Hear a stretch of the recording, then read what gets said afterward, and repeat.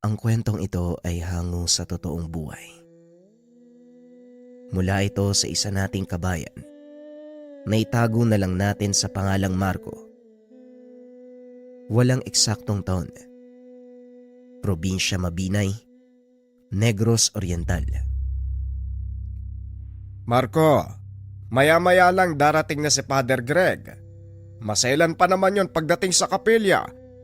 Nalinis mo na ba ng maayos ang altar? Wika ni Mang Goryo. Tapos na po, Manong.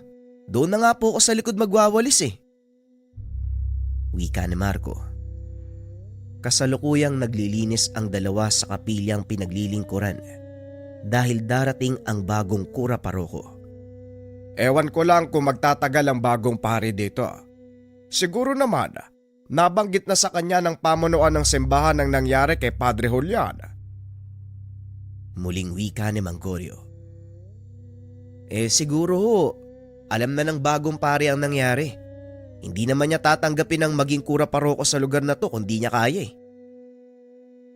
Walang magagawa ang mga pare sa oras na idestino sila sa isang bayan o probinsya.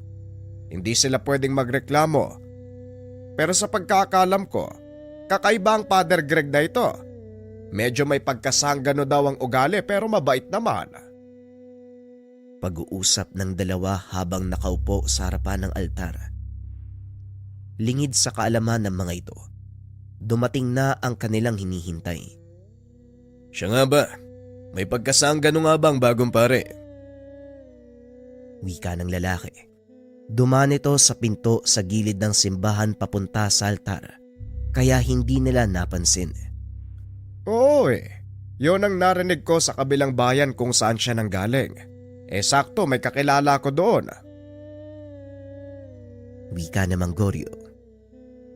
Napahinto siya sa pagsasalita nang mapagtantong hindi kay Marco ang boses na narinig. Dahan-dahang lumingon si Mang Goryo. Napatayo sabay tapik kay Marco. Ay nako, Manong, puro chismis lang naman yata yung sinasabi mo. Hindi na ituloy ng binata ang sasabihin. Pagkalingon niya, nakita ang isang lalaki na nakasuot ng sutana at nakasalamin.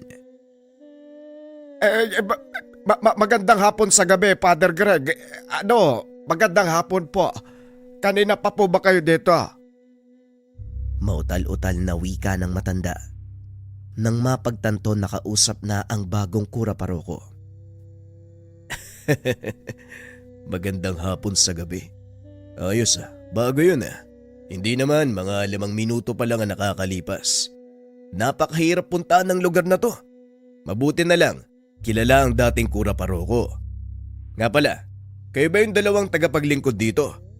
Kayo po siguro si Mang Goryo at ikaw naman si Marco. Wika ni Father Greg. Sa hindi malamang dahilan, napako ang dila ni Marco. Hindi ito makasagot. Ay tama ho kayo, Father. Ako nga ho si Goryo at itong kasama ko naman si Marco. Hoy, magsalita ka ga. Ano bang nangyayari sa'yo? Wika ni Mang Goryo. Ikinagagala ko po kayo makilala. Pasensya na, medyo napagod ako sa biyahe Maaari bang pakitulungan ako na magdala ng gamit sa aking silid? Wika ng pare. Tinapik ni Mang Goryo si Marco. Dali-dali itong kumilos para kunin ang mga gamit ng pare. Akmang bubuhatin na sana ni Marco ang itim na bag na gawa sa balat. Kaso nga lang hindi niya ito maiangat. Ako nang bahalang magdala ng bag na yan. Yung maleta na lang ang dalhin mo sa kwarto. Muling wika ng pare. Nanlaki ang mga mata ni Marco nang makitang kinuha ito ni Father Greg gamit ang isang kamay. Matapos mayatid ang pari sa silid, nagpaalam na itong babalik sa paglilinis ng kapilya. Sige po, Padre. Babalik na po ako sa paglilinis. O sige, maraming salamat sa paghatid na mga gamit ko. Tugon ng pare. Habang naglalakad sa pasilyo, hindi mawala sa isipan ni Marco ang nangyari. Alam ng binata na may kung anong kakaiba sa bagong kura paroko. Hindi nito namalayan si Mang Goryo na nagwawalis ng sahig, kaya nagkabangga ang dalawa. Aray naman Marco, ano bang nangyayari sa'yo? Kanina ko pa napapansin na para kang binuhusan ng malamig na tubig simula nang dumating si Father Greg. Hindi ko nga po alam, Manong eh. Talagang merong kakaiba sa pari na yun, no? Nakita mo ba yung itim na bag na dala niya? Ang bigat nun nung sinubukan kong buhatin. Pero binuhat niya ng isang kamay. Oh, ano naman kakaiba doon? Mas malaki ang braso niya kung ikukumpara sa'yo. At saka gamit niya yun eh, kaya sanay siya sa bigat. Hindi, basta Manong. May kakaiba sa kanya. Tugon ng binata sabay lakad palabas ng kapilya. Kinagabihan matapos maganda ng hapunan, pinuntahan ng binata ang pare para yayaing kumain. Akmang kakatok na sana ang binata nang marinig nitong nagsasalita sa loob ng silid ang pare. Marahan nitong binuksan ang pintuan. Nakitang nakaluhod si Padre Greg. Napagtanto ng binatang nagdadasal ito, kaya hinantay niyang matapos ang pare. Muling isinara ni Marco ang pintuan at tumayo sa labas. Maririnig nitong nag-uusal ng mga hindi maunawaang salita ang pare. Ilang minuto ang nakalipas, nagbukas ang pintuan. O Marco, anong ginagawa mo dyan? Wala naman po, Padre. Kakain na po kasi kaya inantay ko na lang po kayo matapos magdasal. Ganun ba? O sige, halika na sa komedor. Pasensya na at natagalan ako sa pagdarasal ha. Wala po kayong dapat hingin ng paumanhin, Padre. Nauunawaan ko po. Kailangang unahin ng Panginoon bago ang lahat. Magaling. Unang hanapin ang kaharian ng Panginoon at ang lahat ng ito ay pagkakalob sa inyo. Ayon yan sa banal na kasulatan. Naglakad ang dalawa papunta sa komedor. Nag-aantay na doon si Mang Goryo. Narito na pala kayo, Padre. Ay tara na nang kumain. Baka lumamig ang tinolang manok. Wika ni Mang Goryo. Hindi kagad naupo ang pare. Inakbayan nito si Mang Goryo at pinaupo. Manong, maupo na po kayo. Ikaw din, Marco. Ay nako, Padre. Huwag na po kayo mag-abala. Kami nga ang dapat nagsisilbi sa inyo eh. Hindi, Manong. Pantay-pantay tayo sa paningin ng Diyos. Walang nakakataas, walang nakakababa. Pero lingkod kayo ng Panginoon. Meron kayong otoridad kaysa sa amin. Tama ho kayo. Pero hindi yun nangangahulugan na mas nakakaigit ako sa inyong dalawa. Sige na, sabay-sabay na tayong kumain. Pinakikiramdaman lang ni Marco ang pare. Unti-unting napapalagay ang loob nito. Napagtanto ng binatang mabuting tao si Father Greg. Unang linggo mo bukas, Padre. Siguradong maraming dadalo sa misa. Maraming may intriga sa bagong kura paroko. Dati, matatandang pare ang pinapadala nila. Ngayon lang sila nagdestino ng kasing edad mo sa lugar na ito. Inaasahan kong sasabihin mo yan, Manong. Nabanggit sa akin ang pamunuan ng nangyari sa pinalitan kong pare. Pero hindi ko alam ang totoong dahilan ng kanyang pagkamatay. May nalalaman po ba kayo? Maraming usap-usapan sa nangyaring pagkamatay ni Padre Julian. Pero lahat ng yon, walang pruweba. Isa na nga sa mga usap-usapan, sinaniban daw ito ng demonyo. Tumalon mula sa bangin pero ang sabi din ng ilan, itinulak daw ang matandang pare habang pabalik sa simbahan. Naintriga ako sa una mong sinabi, Manong. Pero hindi rin kapanipaniwala ang nangyari. Nasasaniban siya ng demonyo. Pag-uusap ng dalawa. Hindi ugali ni Marco ang makisabat sa usapan, kaya nakikinig lang ito. Ngunit sa isip ng binata, may nalalaman ang bagong kura paroko. Matapos kumain, iniligpit ng binata ang pinagkainan.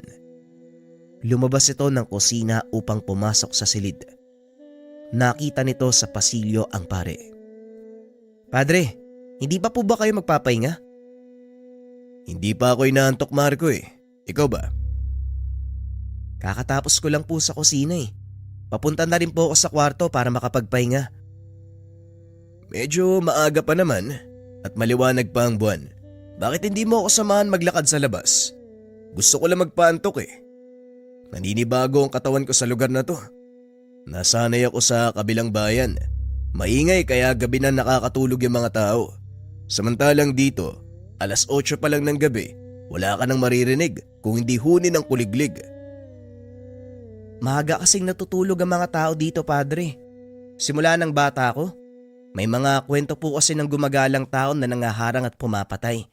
Kaya pagsapit ng alas 6, wala nang makikitang nasa labas ng tahanan. Tipikal na kaugalian sa mga probinsya. Pero maiba ako. Ano sa tingin mo yung totoong nangyari kay Padre Julian? Napabuntong hininga si Marco dahil siya ang nakakita sa bangkay ng matandang pare bago ito kinuha ng punerarya. Hindi ko po maipaliwanag ng maayos, Padre. Nung pinuntahan namin sa punerarya ang bangkay ni Padre Julian, may mga kakaibang marka ako nakita sa mukha niya eh. Parang ugat. Tapos sobrang putla ng balat. Para bang sinipsip ng kung anong nilalang ang lahat ng dugo nito. Pero yung nakakapagtaka, wala namang sugat maliban sa mga galos dahil sa pagkahulog niya sa bangin. Hindi naman siguro mauubos ang dugo mo dahil lang sa galos, hindi ba? May punto ka. Alam mo, napakahusay mo mag-obserba ha? Saan ba nagpunta si Padre Julian bago siya namatay? Doon po kay Mang Nando.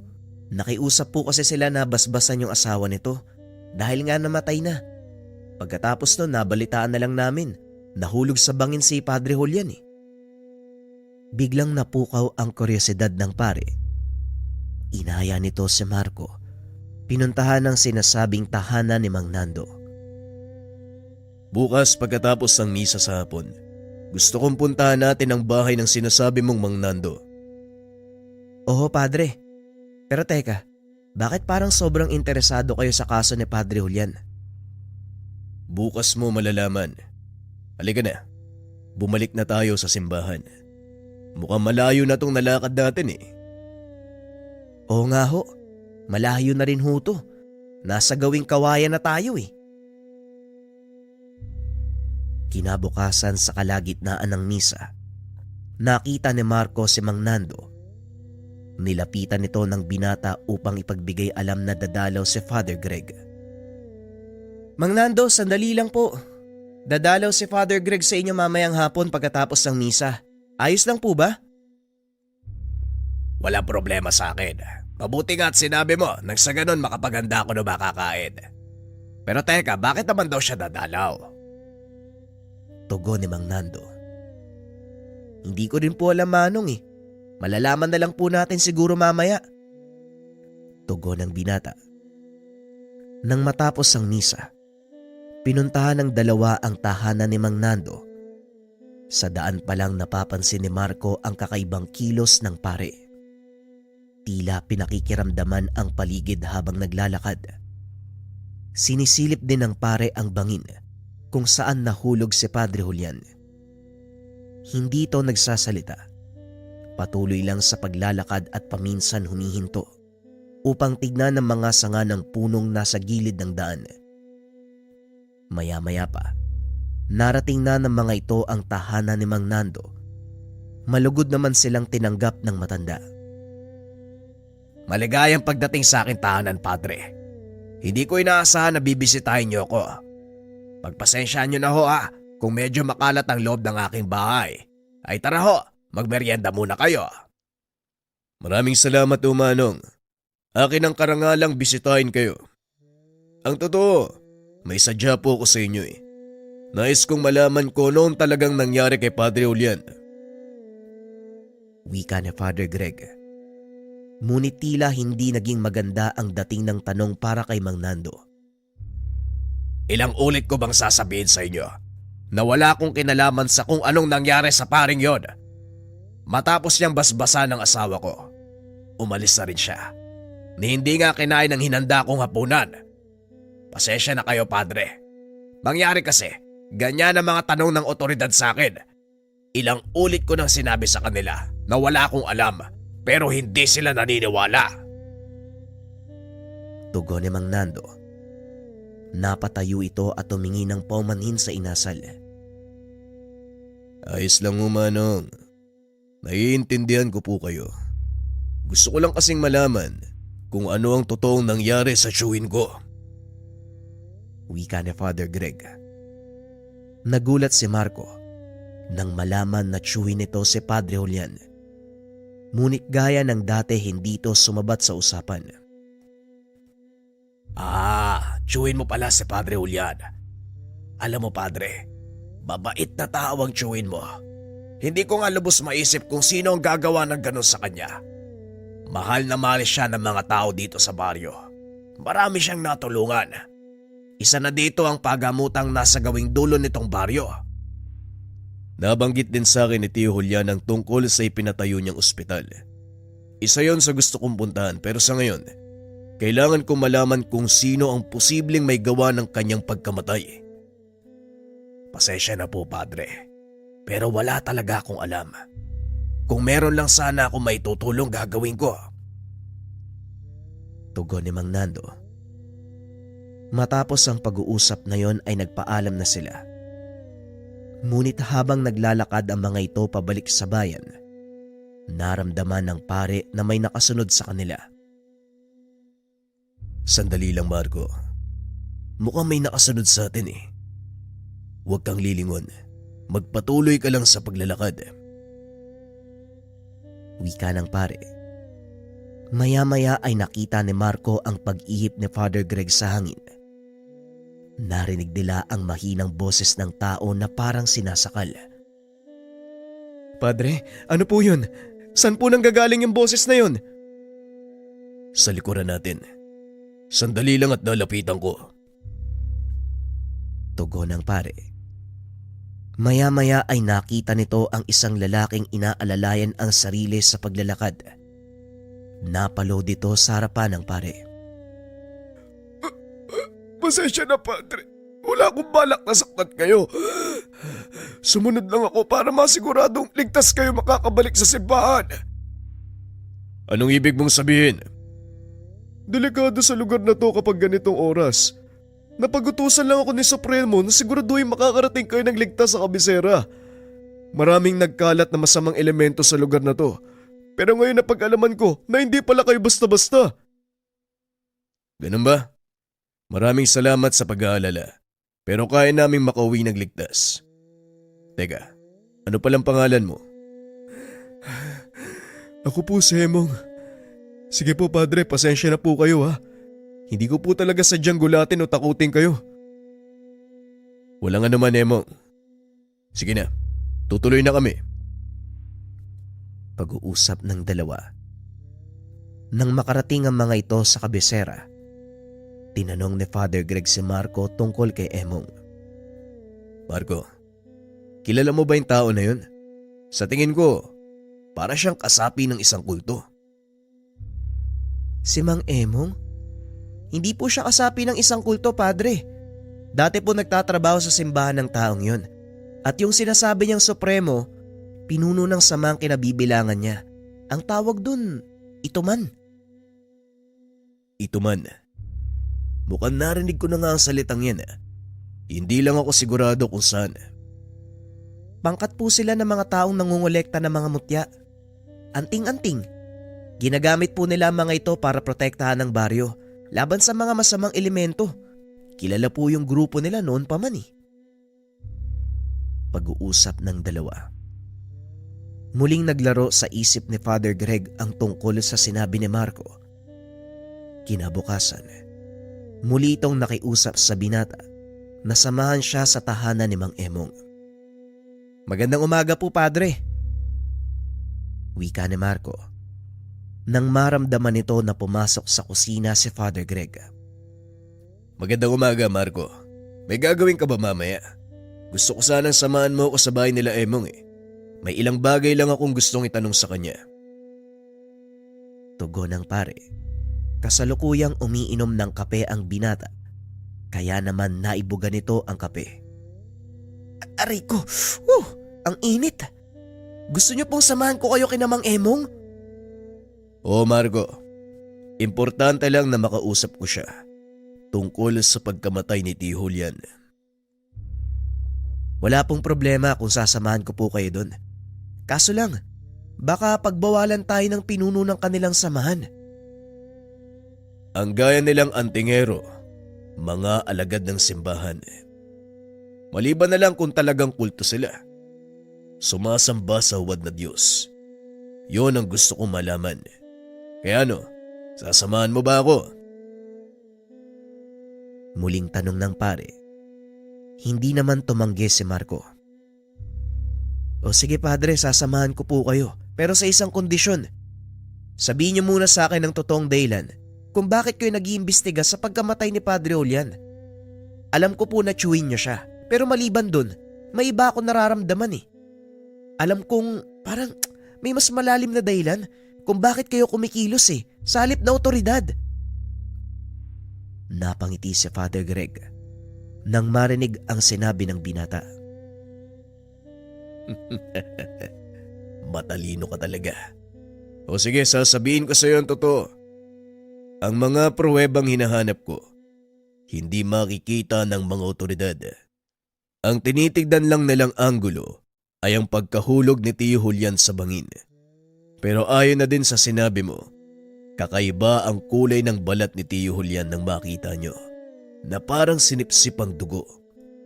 Tama ang hinala mo Marco, may kakaiba nga sa pagkamatay ng chewin ko.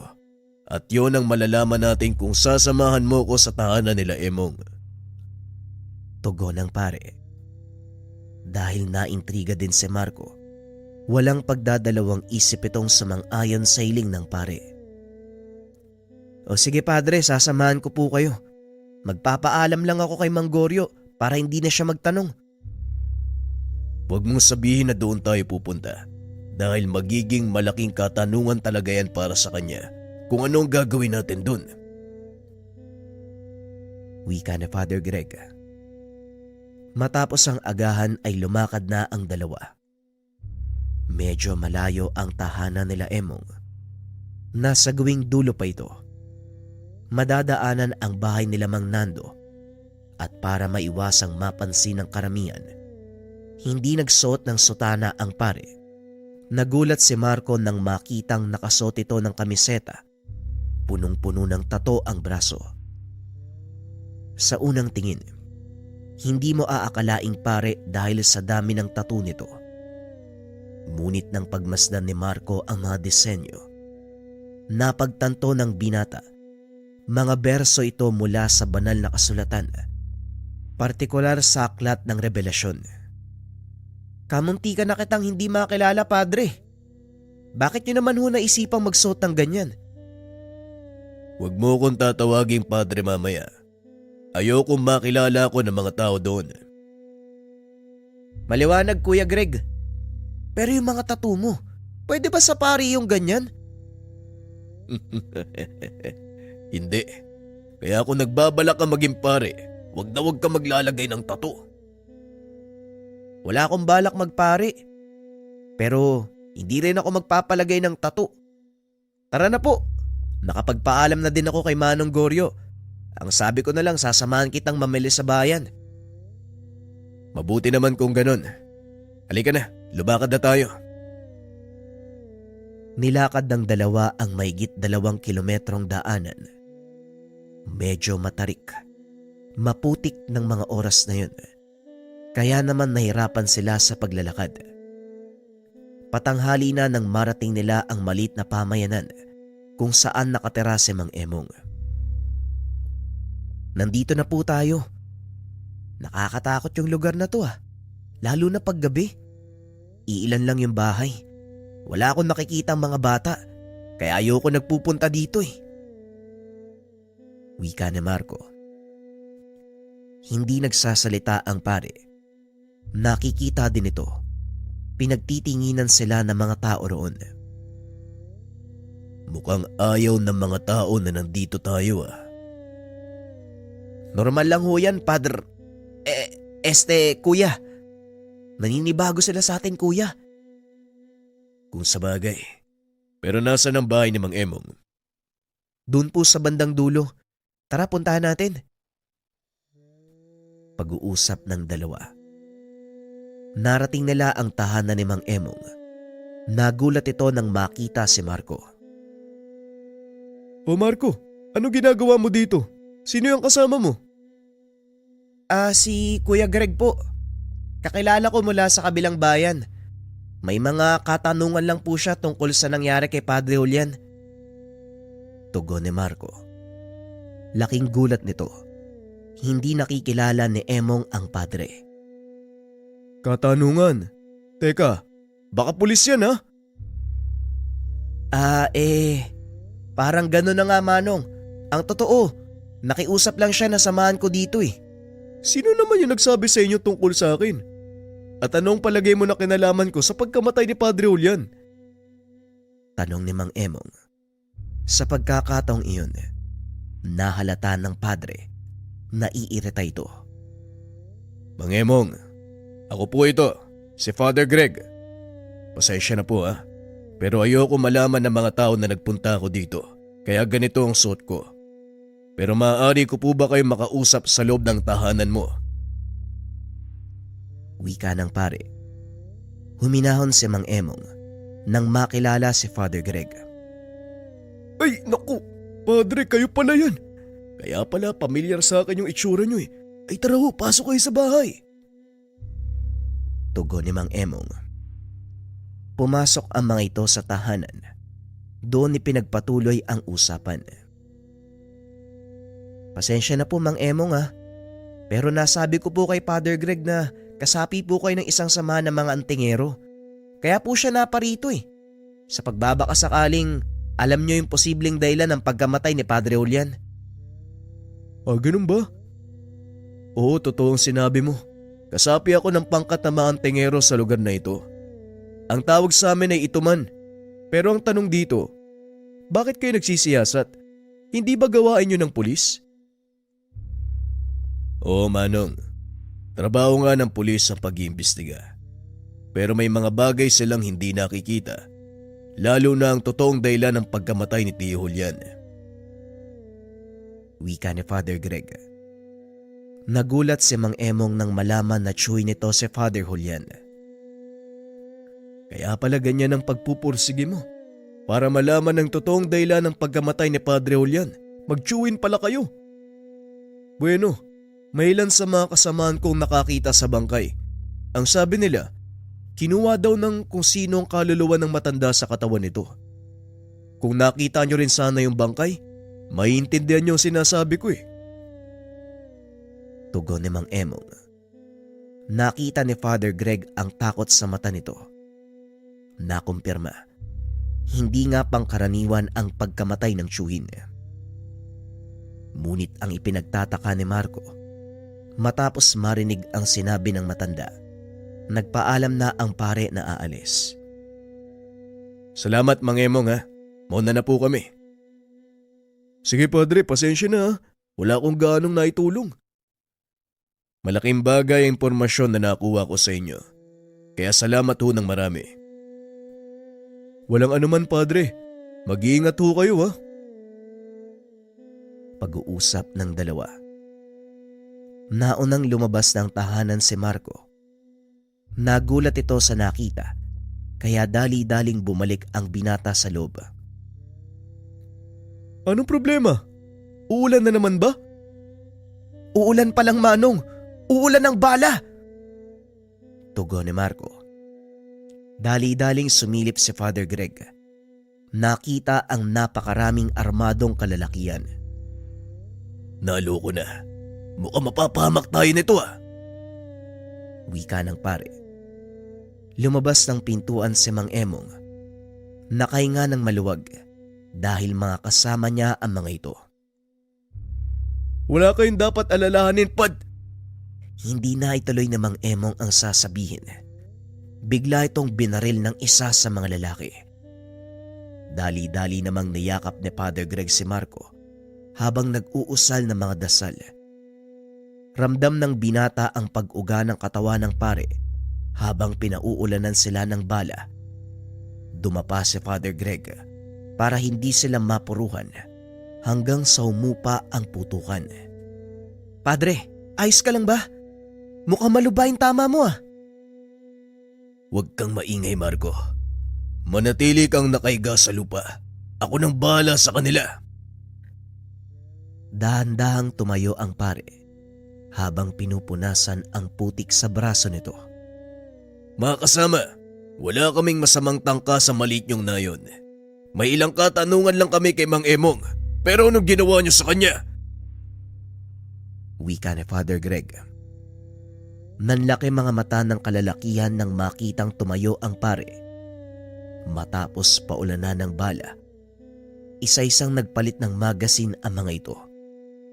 Akmang magpapaputok, ngunit hindi na naituloy. Sa ngalan ng Panginoon, ibaba niyo ang mga sandata!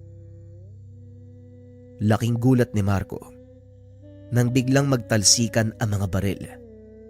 Muling nagsalita si Father Greg. Unang aklat ng parusa. Penitensya ng may sala. Wika ng pare. Sinundan nito ng mga salitang Latin na maging si Marco ay halos mabiyak ang ulo nang marinig ang mga ito. Nilingon ni Father Greg ang binata, sinabihang magtakip ng tenga. Magsipaglood kayo at humingi ng tawad sa harapan ng lingkod ng Diyos. Utos ng pare.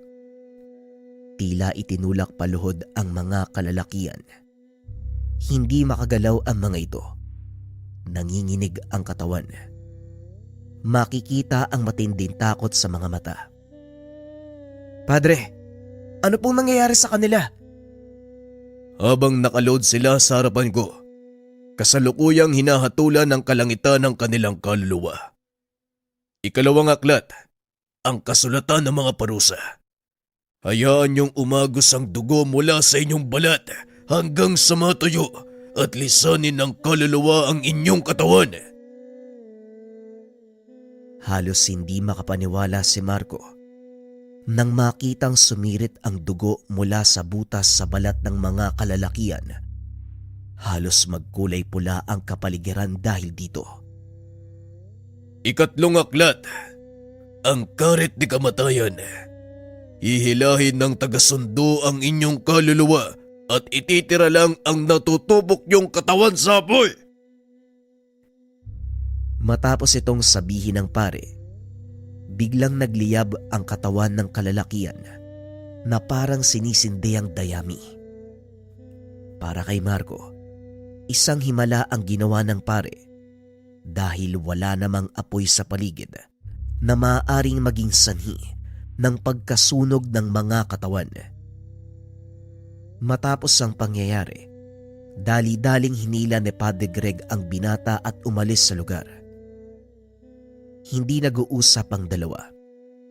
Habang nasa daan, pagdating sa simbahan saka nagtanong si Marco. Anong nangyari kanina, Padre? Paanong natupok ang katawan ng mga taong yun? At saka bakit hindi ka tinatabla ng bala? Tinakpa ng pare ang bunganga ng binata. Inayang pumasok sa silid. Kumalma ka at ipapaliwanag ko sa iyo ang lahat ng nangyayari. Ang mga taong yon ay may taglay na kakayahan mula sa isang bertud. Sisiguraduhin ko sa iyo na hindi sila mga lingkod ng Diyos. Bakit nila tayo pinagbababaril?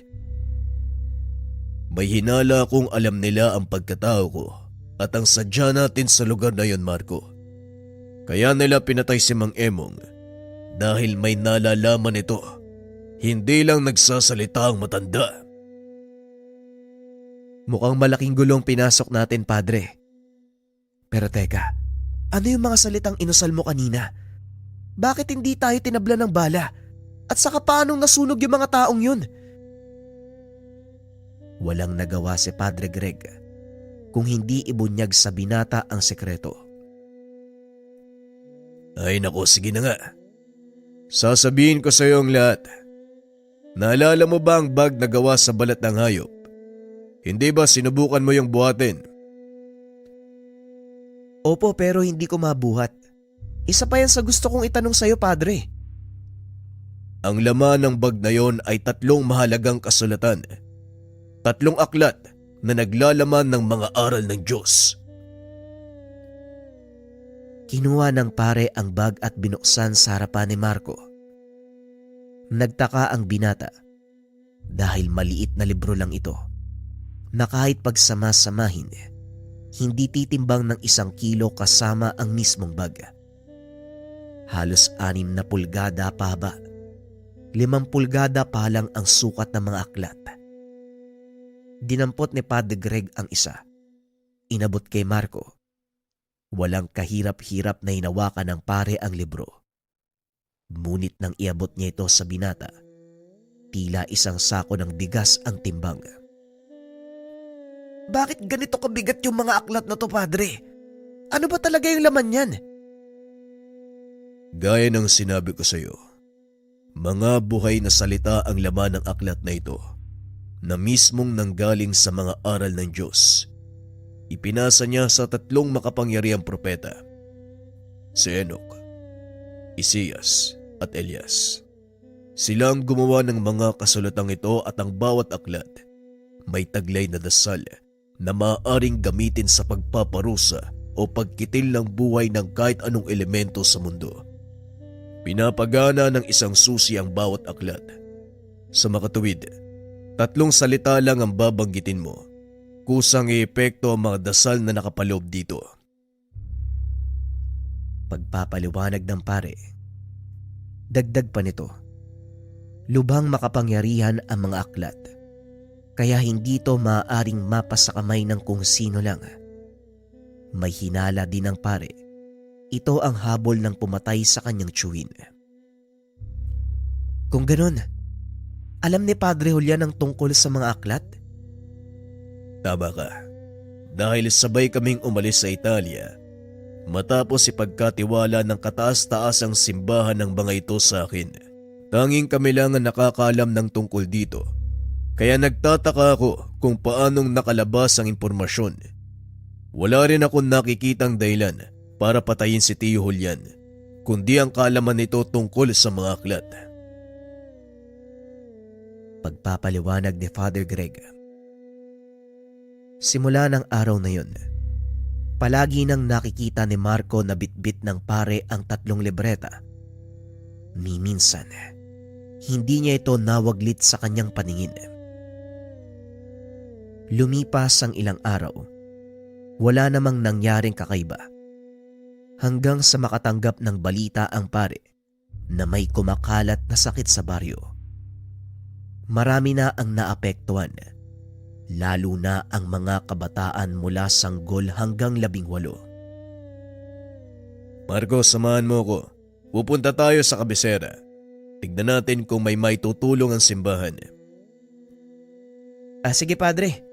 Tatapusin ko lang tong winawalis ko. Kakaunti na lang po ito.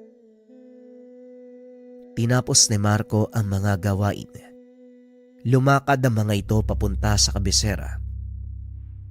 Unang dinalaw ng pare ang tahanan ng isa sa mga sakristan. Nakita nito na halos hindi na makatayo ang binata sa sobrang pamamaga ng mga binti. Maging ang braso nito, hindi na rin maigalaw. Tinanong ng pare ang sakristan, ngunit wala itong alam sa mga nangyayari. Matapos dasalan at magabot ng kaunting tulong, tumuloy na ang 2 papunta sa ibang tahanan. Ganon din ang kaso ng halos lahat. Hanggang sa magawi sila sa isang tahanan. Pagpasok ng pare, nakita nito ang isang matanda. Si Mang Osmeng, isa po siyang albularyo, Padre. Baka alam niya po kung ano nangyayari. Antayin natin siyang matapos sa ginagawa. Doon tayo makipag-usap. Naupo ang 2. Hanggang sa matapos ang albularyo. Tatayo na sana sila pero kusang lumapit ang matanda. Magandang araw, Padre. Mukhang naligaw ka yata. Magandang araw din po sa inyo, Mang Osmeng. Ang totoo niya, nagbabahay-bahay ako para tignan ang kalagayan ng mga kababayan natin. Kaya ako napadpad dito. Ano po ba ang nangyayari sa kanila, Manong? Kung opinyon ko ang hingiin mo, sasabihin kong hindi pangkaraniwang sakit ang umaatake sa bayang ito. May nararamdaman ako. Mabigat na enerhiya. Bumabalot sa katawan ng mga naapektuhan. Tila isang hindi nakikitang kumot na hindi ko makalas-kalas. Kung ganon, espiritual na sakit ang dumapo sa kanila. Ganun na nga, Padre. Pero hindi ko alam na may kinalaman ka rin pala sa panggagamot.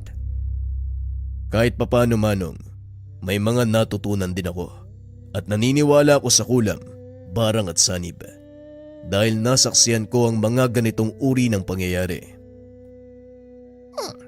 Mabuti kung ganon. May matino akong makakausap. Hindi kasi nauunawaan ng mga taga dito ang sinasabi ko. Bakit, Manong? Ano pa ba ang umaatake sa kanila? Hindi ano, Padre, kundi sino. Isang malakas na mangkukulam ang may gawa nito. Pero ang nakakapagtaka, bakit kailangan niyang pagsabay-sabayin ng mga kabataan? Yan din ang katanungan ko, Manong. Pero sa tingin mo, may magagawa ba tayo? Patay sa nakikita ko ngayon, sa palagay ko malaki ang tsansang mapipigilan natin kung ano man ang binabalak ng mangkukulam na ito. Kung ganon, handa akong tumulong, Manong. Marco, bumalik ka sa simbahan. Sabihan mo si Mang Goryo na hindi tayo makakauwi na maaga. Sa pagbalik mo dito, dalhin mo ang mga gamit ko sa pangbabasbas. Dali-daling lumakad ang binata. Pagbalik nito, sinimula ng dalawa ang panggagamot. Gamit ang kaalaman sa mga dasal, binalot ni Father Greg ng proteksyon ang paligid ng silid kung nasaan sila. Wala itong ibang taong pinapasok maliban sa ina ng pasyente. Si Mang Osmeng naman, nagsimula na din sa kanyang ritual. Ang plano ng dalawa, matunton ang kinaroroonan ng mangkukulam at hulihin ito. Ilang ulit nang sinubukan ng matandang papasukin sa katawan ng pasyente ang mangkukulam, ngunit nabigo ito. Tuso ang mangkukulam na ito, Padre. At may isa pang malakas sa persona ang nagpoprotekta sa kanya. Isang elementong kapay. Wika ni Mang Osmeng. Kinuha ng pare ang isa sa kanyang libro at tinawakan sa balikat ang matanda. Ako naman muna, Mang Osmeng. Tignan natin kung ano magagawa ko. Tugon ng pare. Binuklat nito ang libro. Magsisimula pa lang sa pag-uusal nang biglang dumilat ang mga mata ng pasyente at nagsalita. Anong kailangan nyo? Bakit kayo nagagambala? Wika ng pasyente. Kinumpirma ng ina na hindi yon ang boses ng kanyang anak. Para kay Father Greg, isa itong pambihirang kaso ng posisyon na sila mismo ang nagsagawa. Napatingin ang pare kay Mang Osmeng, samantalang si Marco naman patuloy lang na pinapanood ang galaw ni Father Greg. Tingnan mo nga naman. Sino mag-aakala na isang paring kagaya mo ay may kaalaman sa pagpapasanib? Pinahanga mo ko, Padre. Wika ng matanda. Tumayo ito at lumapit sa pasyente. Mukhang kami yata ang dapat magtanong sa'yo niyan. Anong kailangan mo? At bakit mo tinaniman ng sakit ang mga tao sa baryo na to?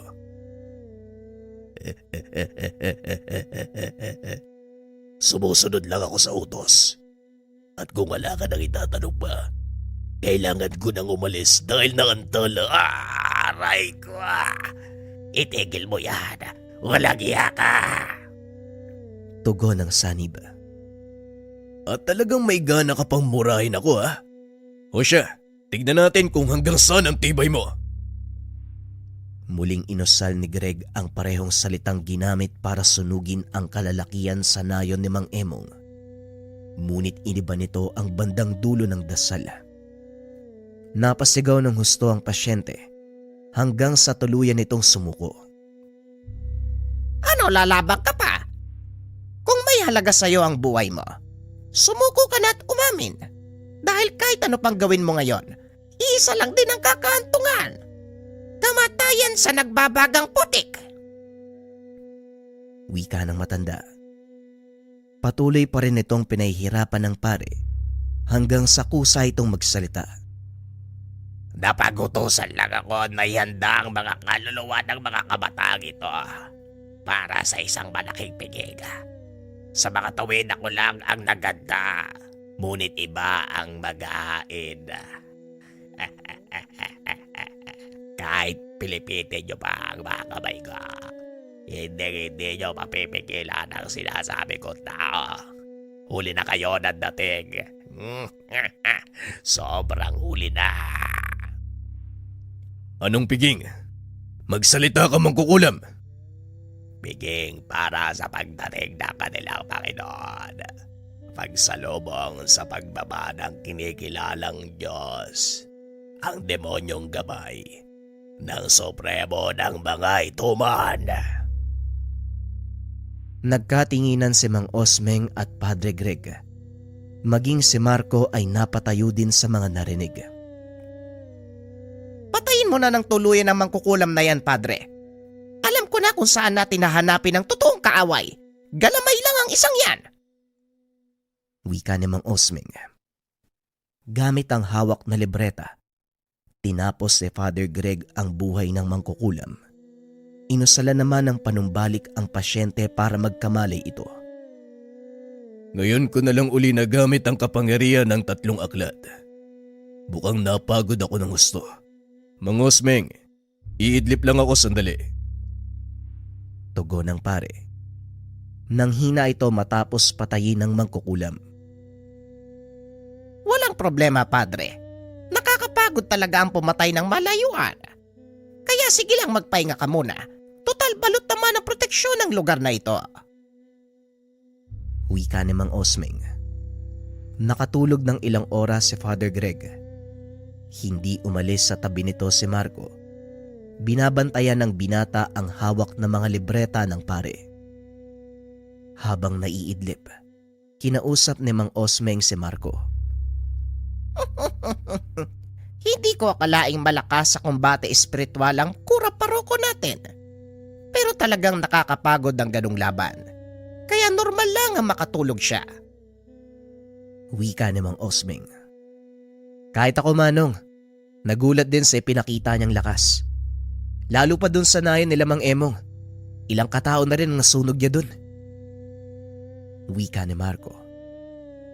Oo, napalitaan ko ang tungkol sa pangyayaring iyon. Mabuti nga tinapos niya ng tuluyan ng mga galamay na seryo. Sino naman po yung seryo? Dayo lang siya dito mula sa kabilang probinsya. Walang sino man ang nakakakilala sa totoo niyang pangalan. Pero mas kilala siya sa bansag na Supremo. Narinig ko na rin ang pangalang Supremo kay Mang Emong. Ang akala ko nga, kakampi niya mga yun. Sinabi din sa akin ni Padre na Habol nila ang mga libretang hawak ni Padre Greg. Ito ang dahilan kung bakit pinatay si Padre Julian. alam niyong tungkol kay Padre Julian? Oo, alam na alam ko, Marco. Ang ginawa nilang pag-iipon ng kaluluwa ay para ialay sa sinasamba nilang demonyo. Tama nga ang sinabi ni Padre. Mga kulto nga ang kalaban. Pero para saan yung gagawin nilang pag-aalay?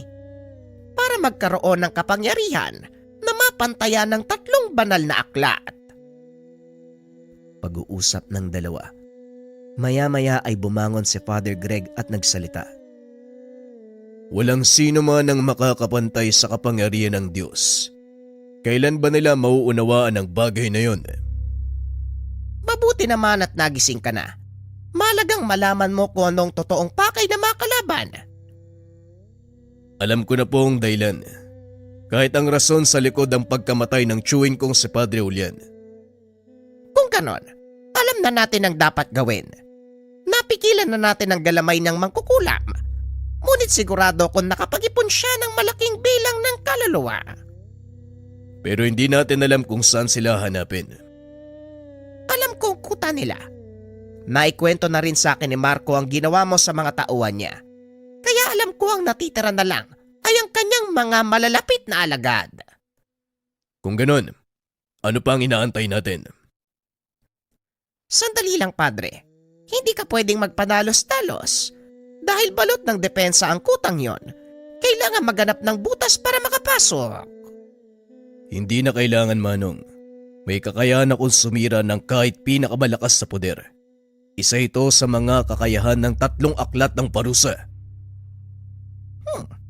Mabuti kung ganon. O sige, sumunod ka sa akin. Ituturo ko kung saan sila magtitipon ngayong gabi. Pag-uusap ng dalawa. Binilina ni Father Greg si Marco na magpaiwan, ngunit hindi pumayag ang binata. Hindi, Padre, sasama ako. Gusto ko makita kung paano mong tapusin ang pumatay kay Padre Julian. Masyadong mapanganib ang pupuntahan namin. Iba ang antas ng kakayahan ng kalaban. Natatandaan mo ba ang nangyari sa nayon nila Mang Emong? Hanggang ngayon, malinaw pa rin sa isipan ko ang naramdaman ko. Pero walang kaso yun, Padre. Nakita ko kung paano mong parusahan ng mga taong pumatay kay Padre Julian. Ay nako, napakatigas ng ulo mo. Sige, kung hindi kita mapipigilan, maganda ka. Suotin mo ang medalyon na ito. Magbibigay ng proteksyon laban sa Tigalbo. Pag-uusap ng dalawa.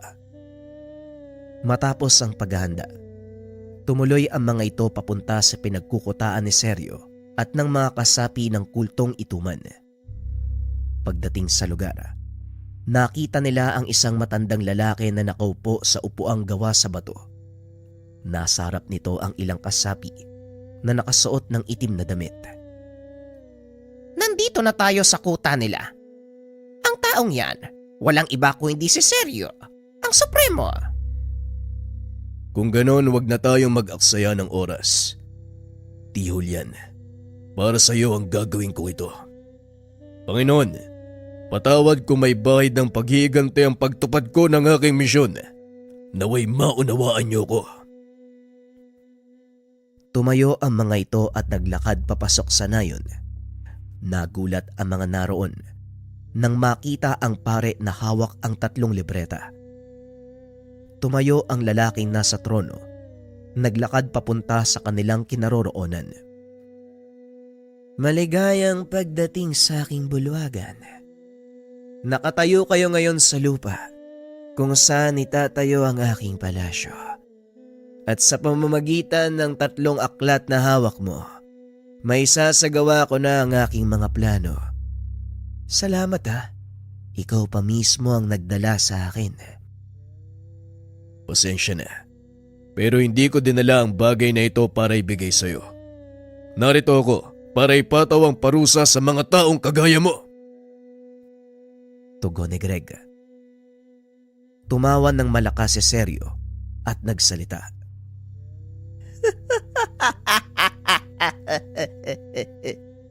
Yan din ang sinabi sa akin ng matandang pare. Pero nasaan siya ngayon? Wala na, hindi ba? Pinagpepiesta na ng uod sa ilalim ng lupa. Mabuti naman at inamin mo ang pagpatay sa tiyuhin ko. Mas nagkaroon ako ng dahilan na ipataw sa iyo ang parusang kamatayan. Parusang kamatayan. Huwag kang magpatawa, binatang pare. Kung inaakala mo na masisindak mo ko dahil sa hawak mong 3 libreta, nagkakamali ka. Walang sino man ang nakakaalam ng 3 susi para paganahin ang dasal. Huwag ka masyadong magpapakasiguro. Hindi mo kilala ang kaharap mo. Tugon ni Father Greg. Sabay bato ng Tigalpo. Nagsipagtumbahan ang mga tauhan ni Sergio. Nagulat ito dahil hindi niya alam kung ano ang tumama sa kanila. Anong nangyari? Anong ginawa mo sa mga disipulo ko? Nilingon ni Father Greg si Marco at Mang Osming. Pinaatras ang mga ito. Umatras kayo ng ilang hakbang, Marco. At ikaw naman, Sergio. Malalaman mo kung gaano kalakas ang kapangyarihan ng kamay ng Diyos. Huwag mo kong patawanin. Maya-maya lang, Tatayo na ang aking mga disipulo. Naririnig niyo ba ako? Magsibangon kayo at tuparin ang inyong tungkulin. Hindi na babangon ng mga yan dahil inuusig na sa impyerno ang kanilang kaluluwa. Ito ang unang bahagi ng 3 parusa at hindi magtatagal. Susunod ka sa kanila, kaya huwag kang mag-alala. Walang iya ka.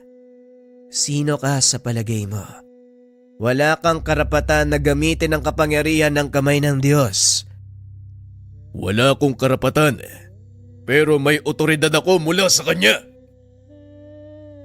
Tugon ni Padre Greg. Itinaas nito ang kanang kamay habang nag-uusal na mga dasal.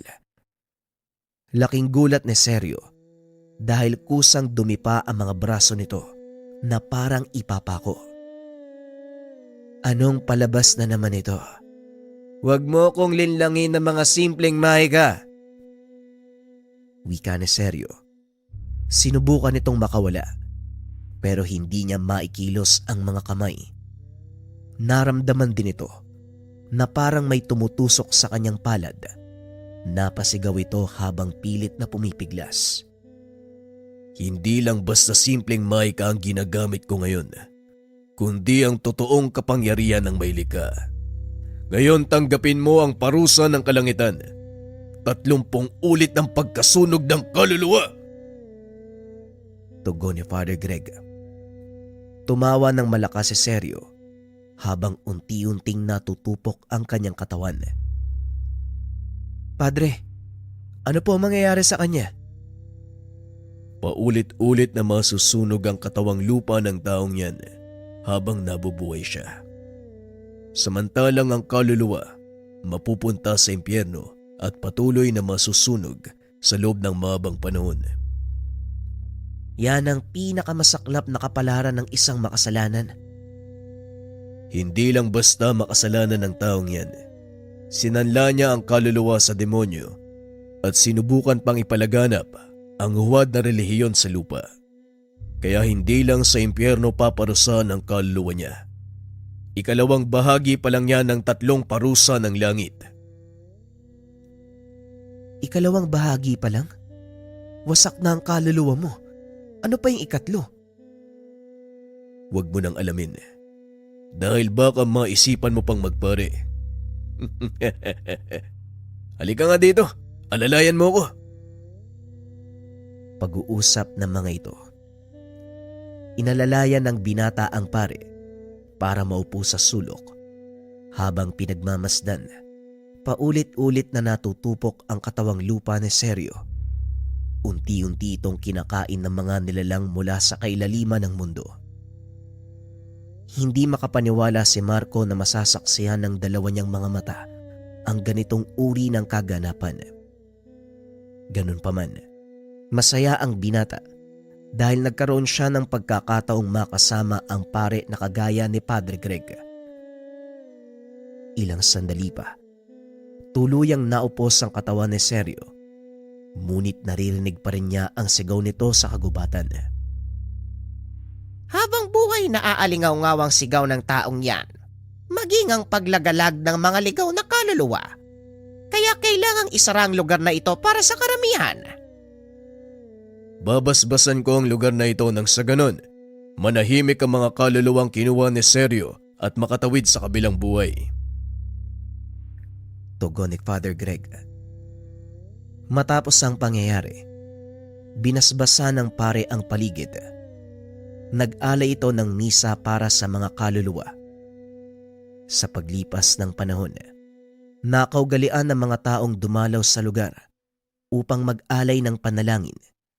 Taon-taon nila itong ginagawa bilang pag-alala sa mga yumao.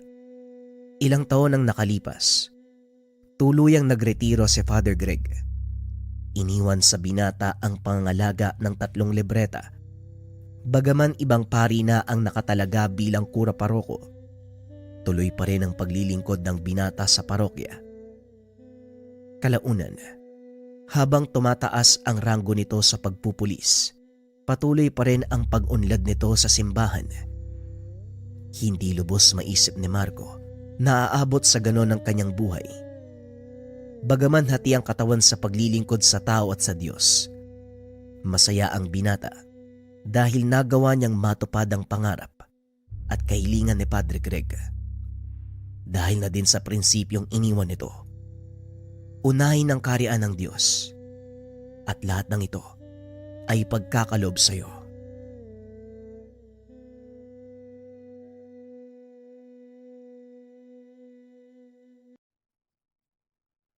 Ang kwentong ito ay hango sa totoong buhay.